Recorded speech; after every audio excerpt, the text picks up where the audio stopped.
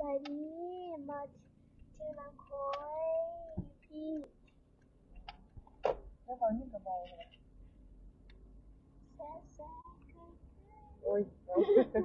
มันแน่มันเจ็บนิดนึงก็เอาบนเฮ็ดมีอย่างนั้นคุณว่าโอ้ยไม่โดนทางเนี่ยนี่เขาจีบว่ามีคนจับตัวนะแล้วมีกับว่ามันเจ้าบอกกับเจ้าเดียว่ามันคิดยากเนี่ย อันนี้มันคือสีลานนะจับปูนนั่นนะมันคือจับเอาจับดีๆเลยตังงามๆเดี๋ยวเขาบอกโอ้ลูกเราก็สร้างจับได้เลยนะเอ๊ะมาเนี้ยมาอ้ามนำเกฮอนนำคริสตินาเมอนีพาส่งไปดูพากันมาอ้ามนำเอื้อยเพิ่งไปเก็มเที่ยวอาบเที่ยวแล้วฟ้าไปหับเอื้อยเพิ่นสิเลิกเก็ม7:30ละ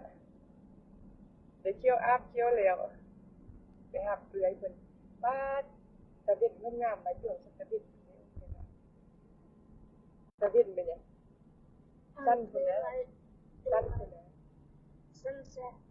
ถ้ามันยิ่งสั้นนี่แหละมึง